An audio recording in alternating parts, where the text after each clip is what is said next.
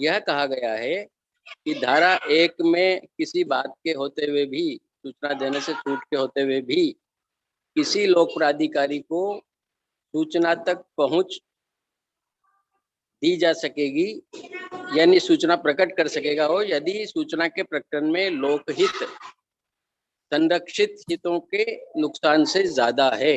ये एक बहुत बड़ी बात है अपने आप में। ये धारा 8(1) पे ओवरराइडिंग इफेक्ट रखती है।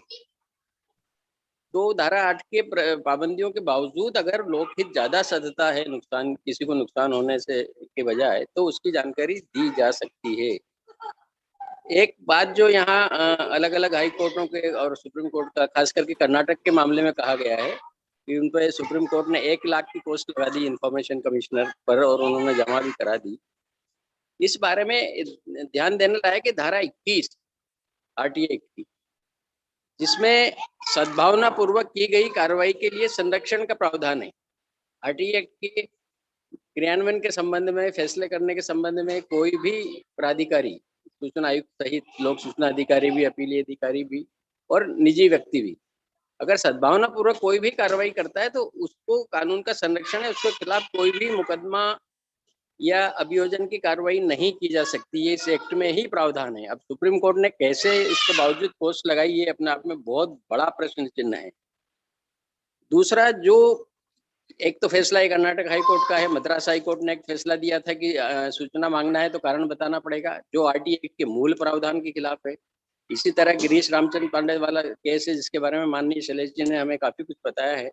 तो ये इस, और हमें भी सूचना आयुक्त के नाते हाई कोर्ट के कई ऐसे आदेश प्राप्त हुए हैं जिनको पढ़कर हमने अपना सर पकड़ लिया कि हाई कोर्ट जैसे जजेस जो एक उच्च स्तर की न्यायपालिका में बैठते हैं, उनको RTA एक्ट के बुनियादी प्रावधानों का भी ज्ञान है या नहीं, ये सवाल उठा। ऐसे ऐसे निर्देश दिए गए। किसी ने प्रथम अपील कर दी और सीधा हाई कोर्ट चला गया कोई आदमी कि मेरी अपील का निराकरण नहीं हो रहा। हाई कोर्ट की जज सीधे प्रथम अपीली अधिकारी को आदेश कर रही है कि आप 30 दिन में इसका निराकरण करिए, जबकि RTA एक्ट के प्रावधानों के अनुसार उसको कहना था कि आप सूचना आयोग में द्वितीय अपील करिए, फिर महान्याय न मिले तो हाई कोर्ट आ। सीधा प्रथम अपीली अधिकारी को ऑर्डर कर रहे हैं। हमें कंटेम्प्ट का नोटिस मिला हाई कोर्ट से कि आपने ऑर्डर की पालना नहीं की, क्यों ना आपके खिलाफ कंटेम्प्ट की कार्रवाई की जाए, अवमानना की। हमने वो आदेश ढूंढवाया, कहीं आदेश ही नहीं हाई कोर्ट का जिसका कंटेम्प्ट हुआ हो या जिसको माना नहीं गया हो। हमने हाई कोर्ट रजिस्ट्रार को लिखा कि वो आदेश भेजिए, जिसके बारे में कंटेम्प्ट नोटिस है वो भी आदेश नहीं भेज पाए। किसी ने शिकायत की और सीधा नोटिस जारी। इसी तरह एक ऐसे मामले मध्य प्रदेश हाई कोर्ट के आए हैं कि किसी की अपील ही आयोग में रजिस्टर्ड नहीं है, आयोग में मिली ही नहीं, और सीधा हाई कोर्ट चला गया। बिना हाई कोर्ट ये पूछता ही नहीं है कि आपने अपील कब की, उसका कोई प्रमाण पेश करिए सूचना आयोग में, उसका रजिस्ट्रेशन नंबर क्या है, डेट क्या है, कुछ नहीं पूछता। सीधा आदमी ने कोई शिकायत की और उस पर आपको नोटिस जारी। आप अपना विधि अधिकारी को हाई कोर्ट भेजते रहिए, चंदन की बर्बादी करते रहिए। तो कम से कम हाई कोर्ट को प्रमाण तो मांगना चाहिए कि आपने अपील भी किया नहीं है, या सूचना आयोग में एक अर्जी भी दी है कि मेरी जल्दी सुनवाई करिए। सीधा वहां आगे और आदेश की 3 महीने में या 30 दिन में निराकरण किया जाए, और आयोग में अपील प्राप्त नहीं है। इसी तरह एक मामले में हमें आदेश मिला हाई कोर्ट का किसी एक आदमी की कि जिसकी 17 अपीलें हैं, उनका 3 महीने में निराकरण करें। कोई अपील की संख्या नहीं, कोई रजिस्ट्रेशन नंबर नहीं, कोई उल्लेख ही नहीं। सीधा किसी ने शिकायत कर दी मेरी इतनी वहां है, और वो आदमी सूचना आयोग ने इतनी बार उसको नोटिस जारी किए सुनवाई के, एक बार भी सुनवाई में भी नहीं आया, और हाईकोर्ट चला गया, हाईकोर्ट उस पर आदेश कर रहा है। तो ये सारी विसंगतियों को देखते हुए मेरा एक सुझाव है, माननीय शैलेश गांधी जी के को खास तौर पे मैं उनका ध्यान चाहूंगा कि हम सबको एक चिट्ठी भारत के राष्ट्रपति और भारत के प्रधान न्यायाधीश को लिखना चाहिए सामूहिक रूप से कि सुप्रीम कोर्ट हाई कोर्ट के जजेस की ट्रेनिंग में RTA एक्ट भी शामिल किया जाए, ताकि उनको बेसिक्स तो पता लगे इसके हैं क्या। ये बहुत जरूरी है। धन्यवाद। माननीय शैलेश जी चिट्ठी ड्राफ्ट कर सकते हैं और हम सब लोग उस पर साइन कर सकते हैं। जी सर, शैलेश सर तो भी शायद कार्यक्रम में क्योंकि टाइम ओवर हो गया और उनका दूसरा भी अपॉइंटमेंट रहता है तो वो लेफ्ट कर गए हैं। तो अब आप जुड़े हैं, भास्कर प्रभु सर जुड़े हुए हैं, और अब हमें लगता है कि कार्यक्रम प्रभु जी गांधी जी तक पहुंचा देंगे अपनी बात। ये बिल्कुल सबके प्रभु जी इंटरेस्ट पहुंचा में देंगे होगा, हम। ताकि इस तरह की अंधेरगर्दी पे अगर रोक लग सकेगी, उससे ट्रेनिंग में अगर ये शामिल हो जाएगा तो अच्छा रहेगा। जी, और सर संडे वेबिनार वाले व्हाट्सएप ग्रुप में भी इस बात को शेयर किया जा सकता है, और आप भी उसमें जुड़े हुए हैं तो निश्चित तौर पर ये बात आप रखिएगा। क्योंकि तो इस चर्चा में जो सुप्रीम कोर्ट हाई कोर्टों के आदेश आए वो बहुत थोड़े हैं, ऐसे विसंगतिपूर्ण और कानून के मूल भावना प्रावधान के खिलाफ बहुत सारे आदेश हैं। तो ये मुद्दा बनता है कि इनको ट्रेनिंग दी जाए, इस एक्ट की रिफ्रेशर, जिनके रिफ्रेशर कोर्स होते हैं उसमें दी जाए। भास्कर प्रभु जी अपने आप को म्यूट कर लीजिए। हमने थोड़ी कोशिश की थी मुंबई के नजदीक, जब जस्टिस माधवन बहुत ही प्रख्यात और बहुत ही समंजस को जज थे वे, और उनको हमने सुझाव दिया था कि आपके जो ट्रेनिंग, क्योंकि मुंबई में एक ट्रेनिंग सेंटर है नेशनल इसका, तो उन्होंने मुझे प्राइवेटली कहा कि आरटीआई के बारे में हम अगर बोलने लगे तो ट्रेनिंग में ही नहीं आएंगे। तो ये एक बात मैं इनफॉर्मली कह रहा हूँ, मैं ये नहीं कह रहा हूँ कि वो आएंगे नहीं, लेकिन प्रॉब्लम ऐसे है कि जब जजेस को ट्रेनिंग की बात आती है तो वे कुछ जगह में तैयार नहीं होते हैं, और वेरी अनफॉर्चुनेट कि जजेस अपने आप को भगवान मानते हैं, कुछ जजेस, जो वो सबसे बड़ा दिक्कत है। ऐसा ऐसा मुझे लगता है कि मैंने कहना कुछ लोगों को दुख होगा, लेकिन क्या करें, आम आदमी हूँ। लेकिन आजकल आम आदमी बोलना भी डर लगता है, क्योंकि पॉलिटिकल पार्टी का ही नाम हो गया है, तो सामान्य आदमियों ऐसे अभी बोलना चाहिए। तो दिक्कत आती है बहुत जगह में, तो लेकिन हम कोशिश जरूर करना चाहिए कि एग्जाम्पल्स देके मुझे लगता है कि एक हम पत्र लिख सकते हैं सभी जगह का, जितने भी ऐसे एक्सपीरियंसेस आए, एक पत्र लिखना जरूर चाहिए। मैं जरूर बात कर लूंगा। धन्यवाद। जी बिल्कुल। हैंड रेज हैं बहुत सारे, तो कुछ प्रश्नों का ले लिया जाए। सुरेश मौर्य जी बताइए।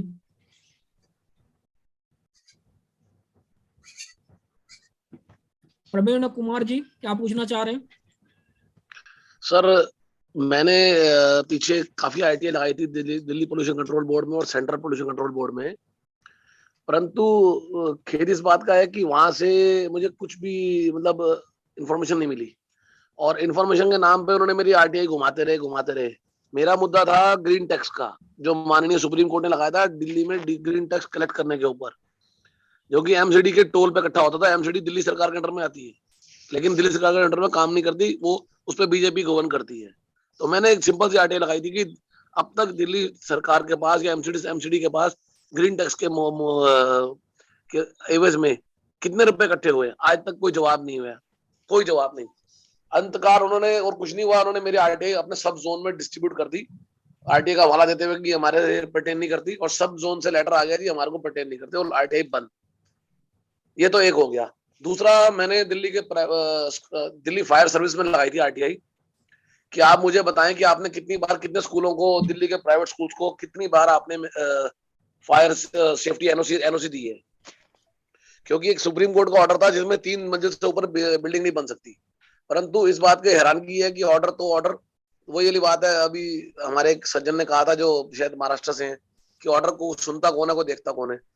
और मुझे हैरानगी इस बात की हुई जब मैंने उनसे कागज मांगे तो उन्होंने मेरे को एक लेटर भेज के कॉल कर लिया। पीआईओ साहब बोलते हैं, मिस्टर वर्मा जी थे कोई, मुकेश वर्मा जी, वो कहते हैं जी आप हमें जस्टिफाई करें कि आप आरटीआई क्यों मांग रहे हैं। अब साहब आप बताएं इस संदर्भ में क्या जवाब दिया जा सकता है? भास्कर प्रभु सर, इनके प्रश्न का जवाब यदि आप जाते जाते एक दे जाएं तो। हाँ, तो एक्चुअली एक तो आरटीआई का जो क्लॉज लिखा गया है कि कोई भी पूछ नहीं सकता है कि आरटीआई क्यों लगा दिया गया है, आप उसको उस चीज को बताना चाहिए। सर बताया। और एक मिनट, आप इस चीज को बताना चाहिए, और फर्स्ट अपील सेकंड अपील यही एक प्रोसेस है, आप प्रोसेस का कंप्लीट करना चाहिए। दूसरी जो बात है जी, अरे जरा मेरे बात तो सुनिए ना साहब जी। तो ये प्रोसेस है, आपको ये प्रोसेस करनी ही पड़ेगी। दूसरी जो बात है, जब आप स्ट्रेटेजिकली काम करना चाहते हैं तो पहले आपने देखना चाहिए कि रिकॉर्ड्स मेंटेनेंस कैसे किया जाता है। आप कोई भी चीज, जब कोई भी डिपार्टमेंट एक रिकॉर्ड मेंटेन करता है, अगर वो आप, हमारी इच्छा रहती कि हम जो सोचते हैं उस ढंग से रिकॉर्ड मेंटेन होना चाहिए, लेकिन उस ढंग से शायद रिकॉर्ड नहीं मेंटेन होता है। और सूचना अधिकार के तहत जो है वो मिलेगा, जो नहीं है वो बना के देने की कोई जरूर नहीं है। तो आपने पहले कोशिश कीजिए कि रिकॉर्ड्स मेंटेनेंस कैसा किया जाता है। ये मैं तो ऐसे ही करता हूँ, पहले मैं पूछता हूँ कि भाई रिकॉर्ड्स क्या क्या मेंटेन करते हो, क्या क्या फॉर्मेट्स मेंटेन करते हो, या जूनियर लेवल ऑफिसर से अप टू टॉप लेवल तक आप क्या क्या इंफॉर्मेशन ऊपर किस फॉर्मेट में भेजते हो, ये मैं डिटेल लेता हूँ, उसके फॉर्म्स लेता हूँ, उसके बाद में मैं आगे जाता हूँ। So RTI strategically using is a process of thought process और strategically bringing the record in your on your table. So मुझे लगता है ये आपको कोशिश करनी पड़ेगी और दूसरा कोई मार्ग नहीं है। सर आपसे रिक्वेस्ट ये रहेगी कि आपने जो भी बताया ना कि रिकॉर्ड, उनसे पहले रिकॉर्ड का डिटेल डाटा मांग ले, टोटल डाटा मांग लेने, रिकॉर्ड मेंटेन कैसा किया जाता है, आप मिस्टेक कर रहे हैं। how these people are maintaining the records, how these people are maintaining records नहीं होता है। What are the types of format that you are maintaining the records? Sir वही मैं कह रहा हूँ, हम थोड़े नए हैं, तो आप अगर उसका फॉर्मेट अगर ग्रुप में डाल देंगे तो मैं नहीं सॉरी, वो मैं नहीं डालूंगा, कि आपको थोड़ी कोशिश करनी पड़ेगी। ऐसे अगर मैं दिन में मेरे को एक 500-600 ईमेल आते हैं, तो मैं जब आपको बताता हूँ आप कोशिश करते रहिएगा, आप एक्सपर्ट हो जाएंगे, कोई प्रॉब्लम नहीं आती है। तो हर एक को मैं जवाब नहीं दे पाऊंगा ना साहब। बिल्कुल ठीक है सर। सर उसके बाद तो आप कोशिश करते रहिए।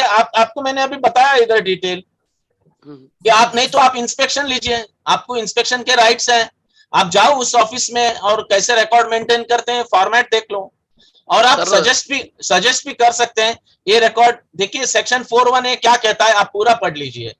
4(1)A ये कहता है कि आरटीआई एक्ट के एनेक्टमेंट के बाद, आरटीआई एक्ट एनेक्टमेंट के बाद में record maintenance should be refurbished which facilitates right to information act. तो सभी ने, एक्टिविस्ट ने देखना चाहिए भाई आरटीआई एक्ट के बाद में रिकॉर्ड मेंटेनेंस की सिस्टम को चेंज किया है कि नहीं किया। अगर नहीं किया है, अगर वो फैसिलिटेट नहीं करता है राइट टू इंफॉर्मेशन का, तो कायदे में से तो उन्होंने करना है। लेकिन ये सब चीजें जो होता है हमारे वहां, क्या प्रॉब्लम क्या हुआ है, मैं ये नहीं कह रहा हूं कि इसमें पीएचडी लेनी चाहिए, लेकिन मेरा कहना क्या है कि हमको अगर कोई भी एक्ट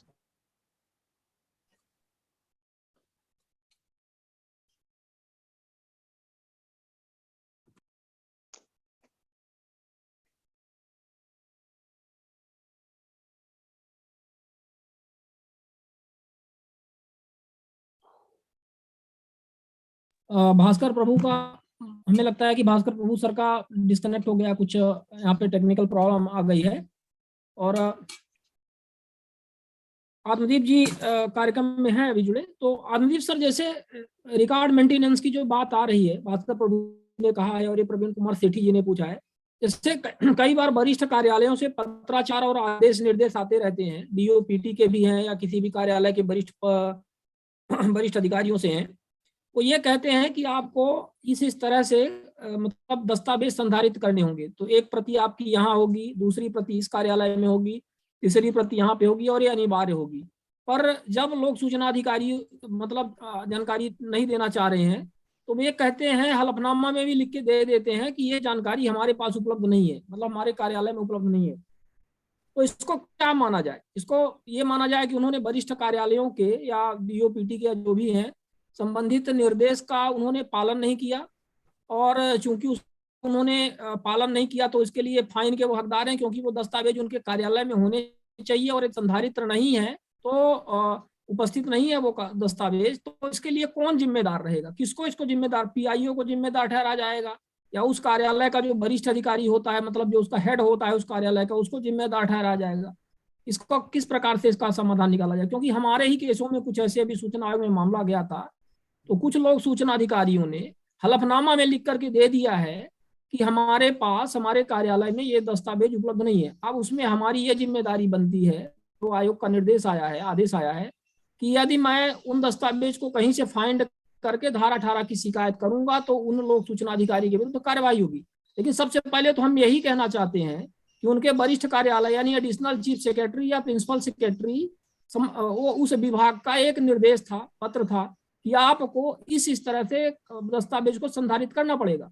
तो एक लोअर कार्यालय में होगा, एक उसके अपर कार्यालय में होगा, और इस तरह से होगा। तो हमने लोअर कार्यालय के स्थान पर, जहां पे अनिवार्य रहता है, उसके स्थान पर हमने अपर कार्यालय में लगा दिया था RTI। अब अपर कार्यालय उस तरह से दस्तावेज संधारण नहीं किया है, जबकि उसको निर्देश था। तो क्या उनको हलफनामा में, एफिडेविट में लिख भर करके देना कि ये दस्तावेज हमारे पास नहीं है, क्या वो अपने काम से, अपने कार्य से मुक्त हो जाते हैं, अपनी जिम्मेदारियों से क्या वो मुक्त हो जाते हैं? ये बड़ा प्रश्न है। मैं इसमें एक मिनट में आत्मजी में, क्योंकि मुझे जाना है तो मुझे मैं बात हाँ। कंप्लीट करूं। आपने हाँ। जो प्रश्न किया था, मैं एक कहता हूं कि कोई भी पब्लिक रिकॉर्ड एक्ट हर एक स्टेट का रहता है और सेंट्रल गवर्नमेंट का भी है। उसमें सही प्रावधान में से आपने देखना चाहिए कि ये रिकॉर्ड्स मेंटेन करने के आदेश हैं क्या।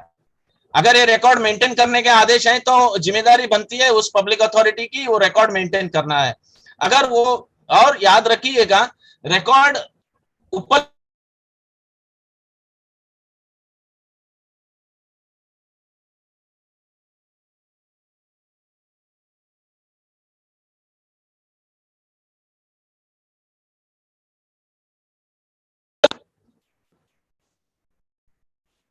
मुझे लगता है कि रिकॉर्ड मेंटेन अगर उपलब्ध है रिकॉर्ड या नहीं है, इतना ही हो सकता है। मैं ढूंढ रहा हूं, मिल नहीं रहे हैं, ये सब जवाब नहीं है। तो मुझे लगता है कि अगर रिकॉर्ड नहीं है, उनको रिकॉर्ड मेंटेन करने की जिम्मेदारी है। अगर नहीं है तो उन्होंने FIR दर्ज करना था। हम तो यहाँ वही करते हैं। मुझे अगर जब कोई भी जवाब देता है कि मैं पहले देखता हूं कि ये रिकॉर्ड मेंटेन करने की जरूरत है कि नहीं। अगर वो जरूरत है, उनको कायदेमंद उन्होंने रिकॉर्ड मेंटेन करना है। अगर वो नहीं मेंटेन करते हैं तो मैं बोलता हूं ठीक है, नजदीक के पुलिस स्टेशन में आप भी आए, हम भी आए और FIR दर्ज किए। अगर आप नहीं आते तो मैं कहता हूं कि as a public record maintain करना बंधनकारक है, and I am a public, so I will go and file an FIR। Record सब बाहर आ जाते हैं उसमें इमीडिएटली। और बाद में स्लोली हमारे इंफॉर्मेशन कमीशन, जब रत्नाकर गायकवाड़ थे, वो ऑर्डर्स में भी लिखते थे कि महाराष्ट्र रिकॉर्ड मेंटेनेंस एक्ट के तहत इनके ऊपर एक्शन ली जाए। तो ये होता है, हो सकते हैं। यही तो मैं कह रहा हूं कि RTI एक्ट में बहुत स्ट्रेटेजिकली काम करना चाहिए और ये हो सकता है। अभी रिसेंटली मैंने मुझे जब GR की कॉपी नहीं दी, मैंने उस ऑफिसर के ऊपर RTI act is a work rule, हर एक का ऑर्डर कुछ कमीशन की जरूर नहीं है। हमने उसके ऊपर के अधिकारी को बताया कि इसके ऊपर डिसिप्लिनरी एक्शन ली जाए, क्योंकि has not worked as per the RTI act. There is no necessity that every time commission has to order. Commission only looks at the RTI act के तहत उल्लंघन किया है क्या। अगर उसने काम करने की जो जरूरत है उस हिसाब में काम नहीं किया तो पब्लिक अथॉरिटी एक्शन ले सकती है। तो मुझे लगता है कि ये अलग अलग ढंग से हम प्रेशर लाए तो काम हो जाता है। धन्यवाद, अभी मुझे निकलना पड़ेगा। Thank you. शिवानंद जी, आप लोगों के अपना मध्य प्रदेश में एक एक्ट था, मध्य प्रदेश जानकारी प्राप्त करने का अधिकार विधेयक 1998। भास्कर प्रभु जी बहुत बहुत धन्यवाद, अगले कार्यक्रम में मिलेंगे। धन्यवाद, थैंक यू। का आपको बताना चाहूंगा शिवानंद जी, जो सेक्शन 4 की जिस रिकॉर्ड मेंटेनेंस की बात प्रभु जी ने किया है, आप उसके लिए थोड़ा सा संज्ञान में लें कि दिग्विजय सिंह सरकार ने, जब सत्यनारायण शर्मा जी और राजेंद्र प्रसाद शुक्ल जी आपके सामान्य प्रशासन के मंत्री थे, उस समय एक विधेयक पास हुआ था मध्य प्रदेश में, जब छत्तीसगढ़ अलग नहीं हुआ था, मध्य प्रदेश जानकारी प्राप्त करने का अधिकार विधेयक 1998।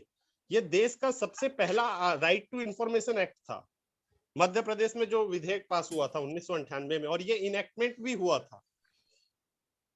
उसमें हर विभागों से क्या क्या सूचनाओं का दिया जाना है, प्रकटन होगा, उसके लिए सभी विभाग से लेटर मंगाए गए थे। उसके लिए आप काम करें, जो आप सेक्शन 4 में जो आप प्रकटन की बातें कह रहे हैं, हम अगर हम उसको बात करते हैं तो हमको सारी जानकारियां ऐसे भी मिलने लग जाएगी, क्योंकि इसके लिए 2005 से पहले ही 1998 में विधेयक ला दिया गया था। उसमें हर डिपार्टमेंट से इसके बारे में क्या क्या प्रकटन किया जा सकेगा उसके लिए लेटर लिया गया था। सभी ने अधिसूचना जारी करके वो लेटर जारी किए थे। बिल्कुल, इस विषय पर देखेंगे, बिल्कुल आपका विचार करेंगे। आत्मदेव सर, अपने आप को अनम्यूट करके, जो एक प्रश्न है कि यदि उच्च स्तर से, मतलब प्रिंसिपल सेक्रेटरी लेवल से 2010 में या 12 में एक पत्र जारी हुआ, आदेश जारी हुआ कि इस तरह से दस्तावेजों का संधारण किया जाना है, तो एक तो ग्राम पंचायत स्तर पर रहेगा जो मूल दस्तावेज रहेगा, और उसकी एक सत्य प्रमाणित प्रति जनपद स्तर पे रहेगी, ये अनिवार्य है। लेकिन अब जनपद स्तर के जो लोक सूचना अधिकारी है वो ये कह रहे हैं कि भाई ग्राम पंचायत ने हमें दिया ही नहीं है, या वो फलाना इंजीनियर लेके चला गया है, अथवा फलाना कर्मचारी के पास है हमारे पास नहीं है, और इस तरह से कह रहे हैं। मतलब उस कार्यालय में उनका ये कहना है कि ये कार्यालय में ये दस्तावेज उपलब्ध है ही नहीं, जबकि उस आदेश के हिसाब से वो सारे दस्तावेज की एक जो नस्ती है, प्रमाणित नस्ती है, सत्यापित नस्ती है, उस कार्यालय में होनी चाहिए थी। अब इसका लाभ ये होगा कि जैसे मान लीजिए जनपद स्तर से हमें कोई जानकारी चाहिए, तो हम 4 पंचायतों की जानकारी चाह रहे हैं। अब 4 पंचायत की अलग अलग यदि आप आरटीआई लगाएंगे तो उसमें क्या हो जाएगा कि आपका रिसोर्स और ये सब वेस्ट होगा, और फिर आरटीआई का डिनायल, पता चला वो उपस्थित नहीं है, मिले नहीं है, डाक वापस आ गया, तो जनपद थोड़ा बेहतर रहता है। और चूंकि वो नस्तियां जनपद में संधारित होनी चाहिए थी, तो उसका लाभ आरटीआई यूजर्स को सीधे मिल जाता है, वहां से उसकी प्रति एक प्राप्त कर लेते हैं। और अब यहाँ पर इनका ये कहना है कि वो हमारे पास दस्तावेज है ही नहीं है, तो इस स्थिति में क्या किया जाए, जबकि आदेश तो था उनके यहाँ दस्तावेज रखने का, दस्तावेज नहीं है तो फिर ये गलती की मानी जाएगी। इस स्थिति में किसको जिम्मेदार ठहराया जाएगा, लोक सूचना अधिकारी को या उस विभाग के प्रमुख या लोक प्राधिकारी को? कैसे इस पर डिसीजन लिया जाए?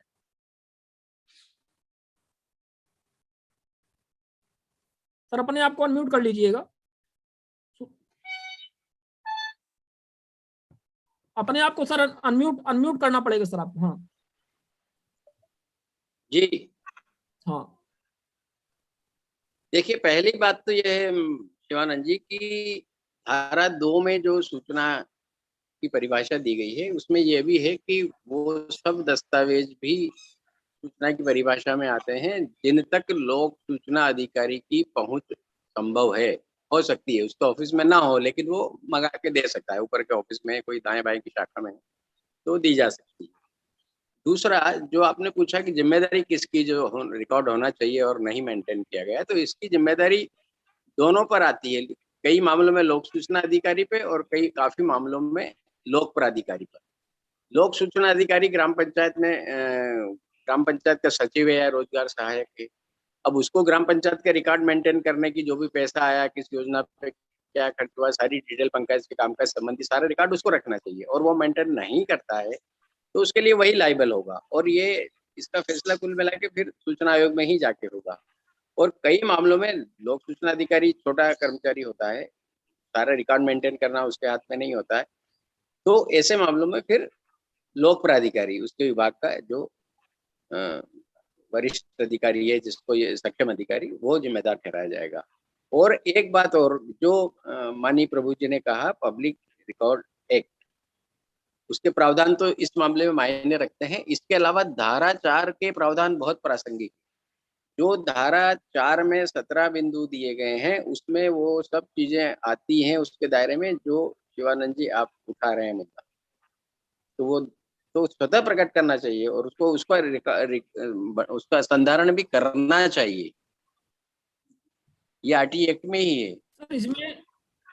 सर इसमें धारा 4 को तो भूल जाइए, क्योंकि धारा 4 तो कहीं लागू हो ही नहीं रही है। बड़े मुश्किल से 17 पॉइंट्स को किस तरह से लागू करवाया जा रहा है, वो धारा 4 में तो बहुत सारे हैं ABCD इस तरह से, लेकिन बी में ही अपन बात करें जो मतलब अनिवार्य था वही नहीं हो पाया है। तो बाकी तो कैसे क्या कर रहे हैं, मनरेगा की पोर्टल की बात करें, पंचायत दर्पण के पोर्टल की बात करें, या कोई भी कहीं भी कोई भी जानकारी अपडेट नहीं की जा रही है, कोई जानकारी नहीं रखी जा रही है, और इस पर आयोग भी कुछ विशेष नहीं कर पा रहा है। और लॉलेसनेस की जिसे बात करते हैं, एक अराजकता जिसे बोलते हैं, अराजकता की यही स्थिति है सरकारी कार्यालयों में कि हलफनामा में लोक सूचना अधिकारी ये लिख करके दे रहे हैं कि जानकारी उनके पास है ही नहीं, जबकि उनके वरिष्ठ कार्यालय से यानी प्रिंसिपल सेक्रेटरी पंचायत एवं ग्रामीण विकास विभाग के द्वारा विधिवत आज 10 साल पहले पत्र जारी करके बोला गया था कि मनरेगा की या पंचायत की ये जानकारियां नस्ती, जैसे प्रशासनिक स्वीकृत होती है, ग्राम सभा का प्रस्ताव होता है, TS होता है, उसका MB होती है, उसकी CC होती है, मतलब माप पुस्तिका, पूर्णता प्रमाण पत्र, यूटिलिटी सर्टिफिकेट, उपयोगिता ये इन सारी नस्तियों की एक सत्यापित प्रति जनपद स्तर पर संधारित की जाएगी। अब वो संधारित नहीं की गई है और इनका ये कहना होता है कि दस्तावेज हमारे कार्यालय में नहीं है। ठीक है, मान सकते हैं कि आप बिल्कुल ईमानदारी से हलफनामा दे रहे हैं कि दस्तावेज आपके कार्यालय में नहीं है, पर हम ये कहते हैं कि जब आपके वरिष्ठ कार्यालय ने इसके पहले आदेश दिया था, भाई आदेश तो सरकारी नियमानुसार ही चलते हैं सारे, जैसे आरटीआई कानून चलता है वैसे वो भी है, और वो आपने नहीं किया है। और आज आप हमें आरटीआई से जवाब नहीं दे रहे हैं और इस एक्सक्यूज से आप बच रहे हैं इतना बोल करके कि दस्तावेज हमारे कार्यालय में नहीं है और हमें जानकारी नहीं उपलब्ध हो पा रही है, तो इसके लिए कौन जिम्मेदार होगा? कैसे इसको लागू करवाया जाएगा? कौन इसको लागू करवाएगा ये व्यवस्थाएं? क्योंकि अब सवाल यही है आयोग। हाँ सर, इसमें एक बात और भी बताऊं, माननीय आयुक्त महोदय ने एक आदेश पारित किया जिसमें उन्होंने कहा कि कोई व्यक्ति 827 पंचायतों की जानकारी मांगता है और जिला पंचायत में आरटीआई लगाता है, तो वो 827 पंचायतों में धारा 6(3) के अंतर्गत अंतरित नहीं की जा सकती। सही बात है, क्योंकि यहाँ पे ये आपका सिंगुलर है ना, कि मतलब 6(3) के अंतर्गत लोक प्राधिकारी को की जाएगी, मतलब डीम्ड लोक सूचना अधिकारी को, उसमें सिंगुलर है, वो प्लूरल नहीं है। बहुत अच्छी बात है, लेकिन अब सवाल ये है कि जो हम जानकारी चाह रहे हैं जिला पंचायत से, हमें ये पता है कि इसके पहले परिपत्र जारी हो गए हैं, सर्कुलर जारी हो गए हैं, जिसके आधार पर उन ग्राम पंचायतों की जानकारी आपके जिला पंचायत कार्यालय में होनी चाहिए थी, तो इसलिए हमने आरटीआई लगाया। तो भाई आप उसको धारा 6(3) के अंतर्गत 827 पंचायतों में क्यों अंतरित कर रहे हो, जब वो जानकारी आपके यहाँ होनी चाहिए थी? आपको उन रिकॉर्डों का संधारण करना चाहिए था, तो हमें वो दिक्कत का सामना नहीं करना पड़ता। ये बताइए, किसी जिले या प्रदेश की जानकारी आप कुछ जानना चाह रहे हैं, पंचायतों का डेटा निकालना चाह रहे हैं, तो क्या आप 23,900 पंचायतों में मध्य प्रदेश की थोड़ी ना लगाएंगे? आप तो पंचायत एवं ग्रामीण विकास विभाग में ही लगाएंगे कि भाई ऑडिट रिपोर्ट के माध्यम से ये जानकारियां आपके पास आनी चाहिए थी, तो इस संकलित फॉर्म में आपने रिपोर्ट मंगवाई होगी, तो ये जानकारी दीजिए। अब पंचायत एवं ग्रामीण विकास विभाग या पंचायती राज संस्थान वो आरटीआई 827 पंचायतों को भेज दे, या कि जो भी जितने 52-54 जितने जिले हैं उनके सीईओ को और कलेक्टर को भेज दे कि आप, और हर एक सीईओ कलेक्टर उसको अपनी सभी पंचायतों को भेज दे, तो ये तो बहुत बड़ी अराजकता की स्थिति हो जाएगी ना सर।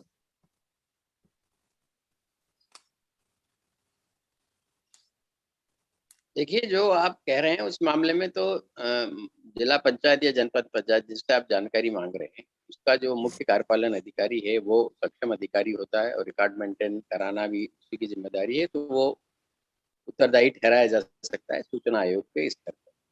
दूसरी बात, आप धारा 4 में 17 बिंदुओं की जानकारी एक तरफ रख दीजिए, तो भी धारा 4(1) क में ये प्रावधान किया गया है कि प्रत्येक लोक प्राधिकारी अपने विभाग के कार्यालय के कामकाज से संबंधित सभी अभिलेखों को सम्यक रूप से सूचीबद्ध और अनुक्रमणिकाबद्ध करेगा और ऐसी रीति और रूप में रखेगा जो सूचना का अधिकार अधिनियम के अंतर्गत सूचना के अधिकार को सुगम बनाता है, सुविधाजनक बनाता है। उस रूप में उसको रिकॉर्ड संधारित करना, उसके सब कामकाज से संबंधित, और जो रिकॉर्ड कंप्यूटराइज किया जा सकता है उसको कंप्यूटर पे रखेगा, ऐसी प्रणाली पे जिसको देश भर में देखा जा सके।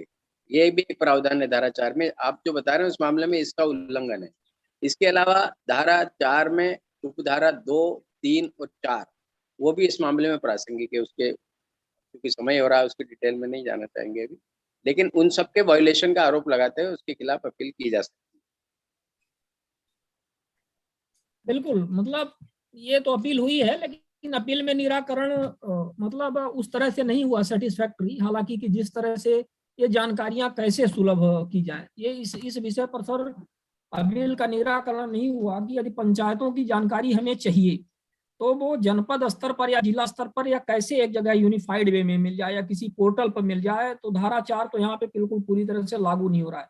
अब सवाल यह है कि यदि हमें कुछ पंचायतों की विशेष जानकारियां चाहिए तो हमें हर पंचायत में इंडिविजुअल, मतलब हर एक कार्यालय में इंडिविजुअल आरटीआई लगाना पड़ेगा।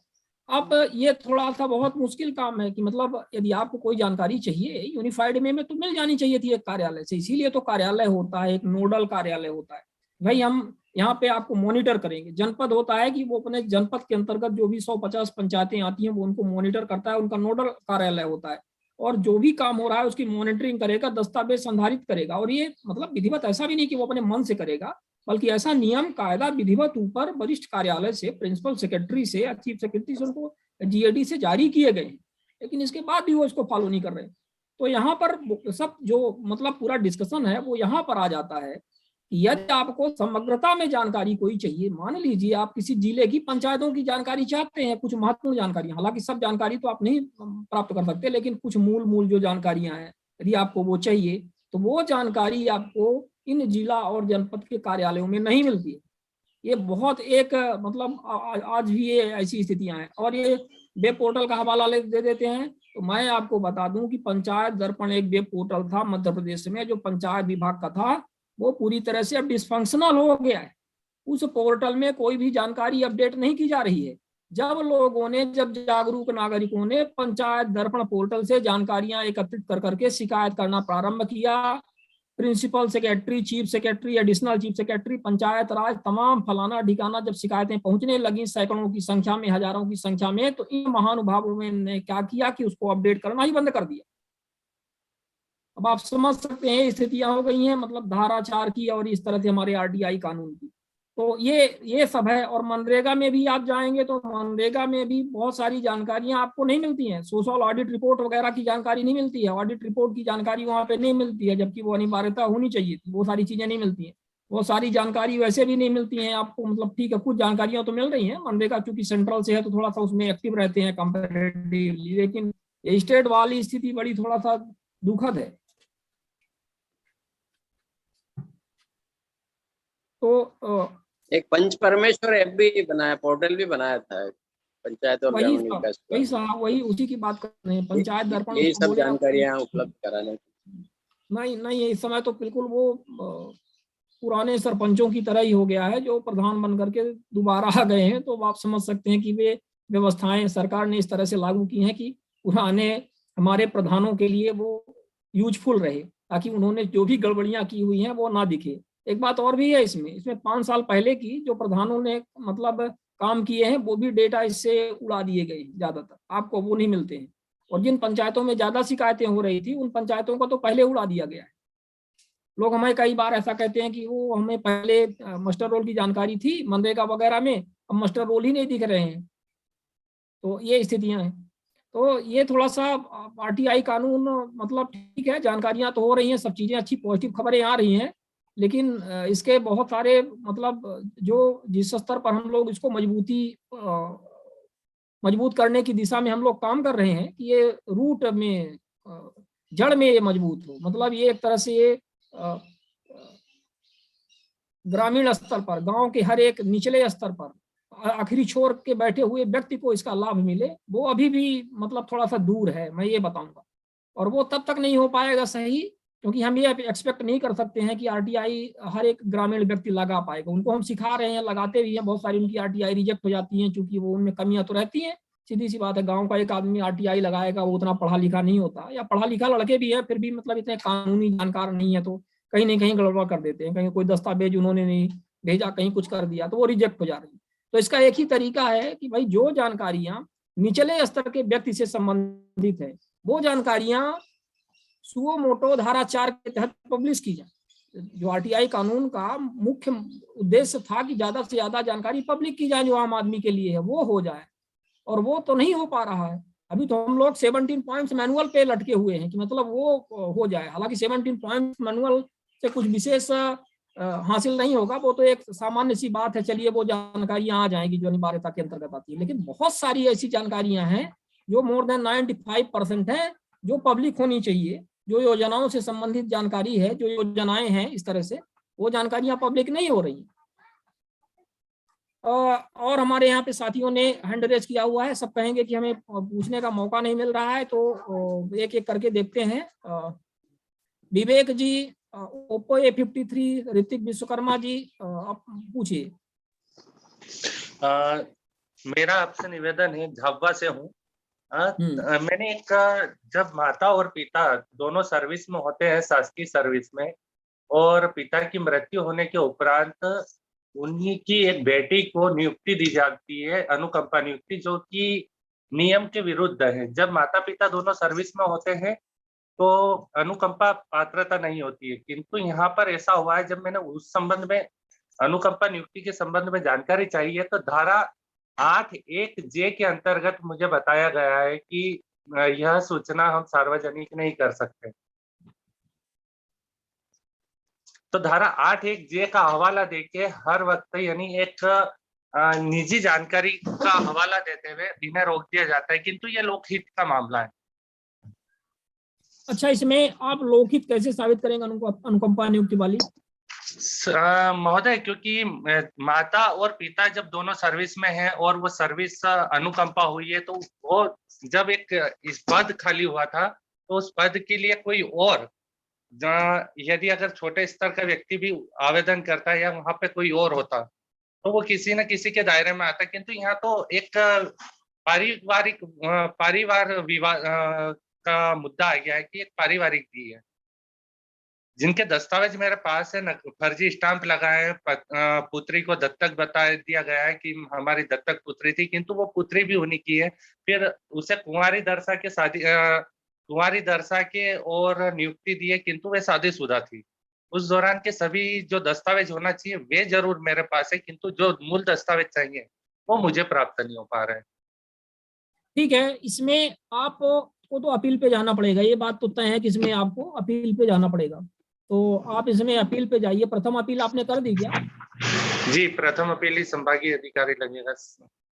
देखिए उनका क्या निर्णय आता है, और आप जो तथ्य यहाँ पे बता रहे हैं वही वहां पे बताइए कि ये लोकहित का मामला है और इस तरह से फर्जीवाड़ा करके दिया गया है, इसलिए ये जानकारी हमें दी जानी चाहिए।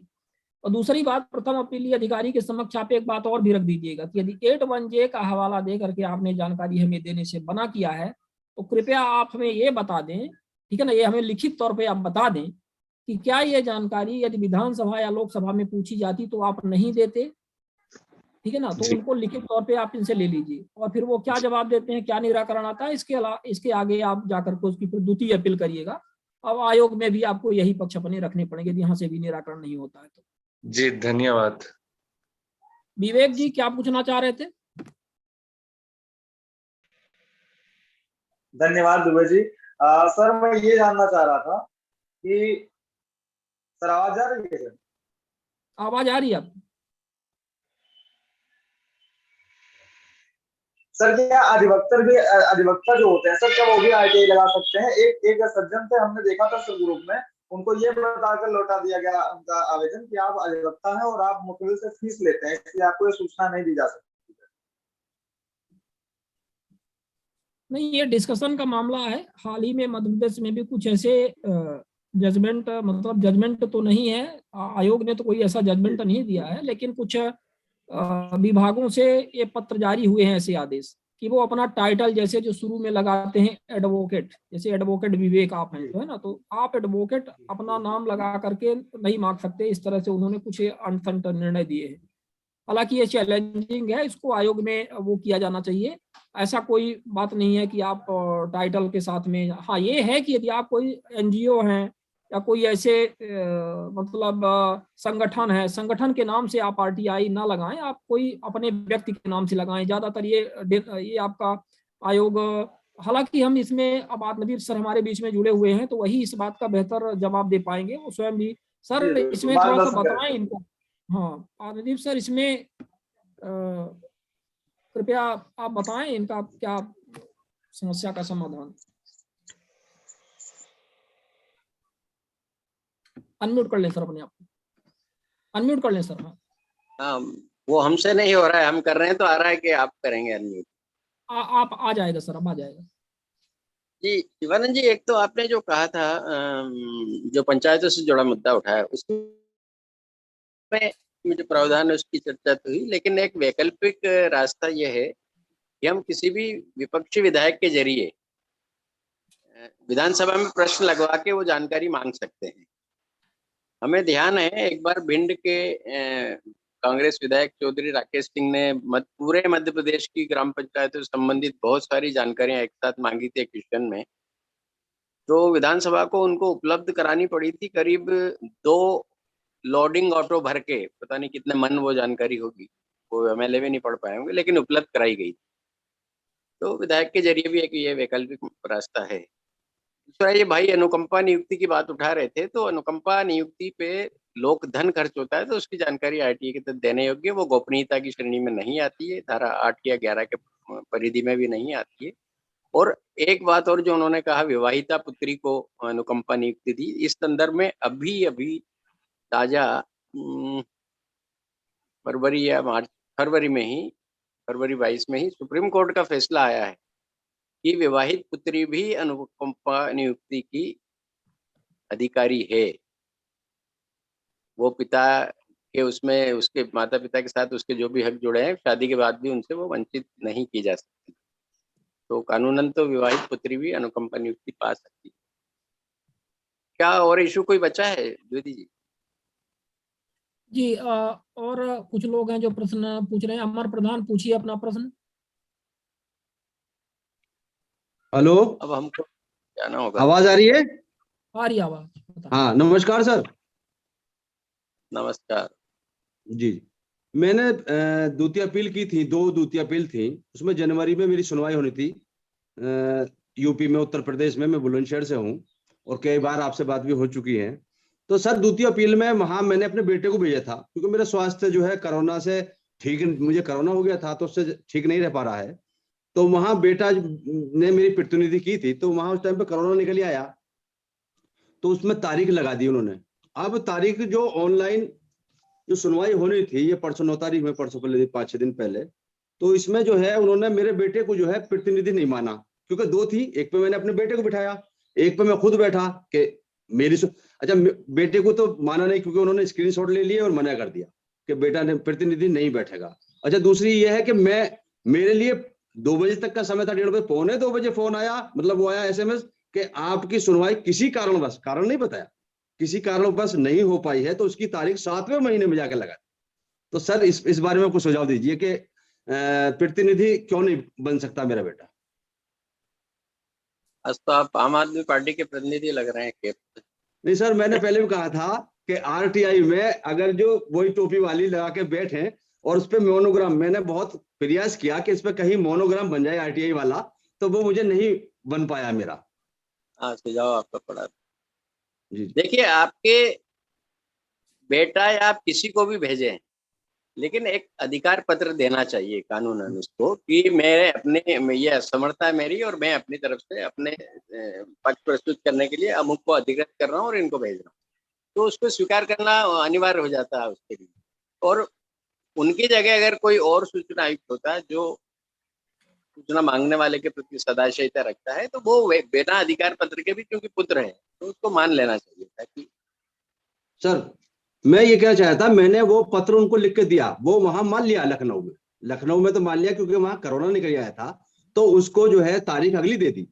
लेकिन जब ऑनलाइन बैठते हैं, ऑनलाइन में बेटे को प्रतिनिधि नहीं माना, जबकि 2 सूचना थी, एक पे मैं बैठा था, एक पे मेरा बेटा बैठा था, नंबर वही था, अच्छा कागज वही थे, लेकिन फिर भी नहीं माना। वो गलत, मान लेना चाहिए था सर। मानना चाहिए। आप मुख्य सूचना आयुक्त और गवर्नर को लिखिए कि ये फला सूचना आयुक्त ने विरुद्ध कृत्य किया है, इनको आप निर्देशित करें, भविष्य में ऐसा न करें, और अप्रसन्नता व्यक्त करें इनके इस काम के प्रति। ठीक, धन्यवाद सर।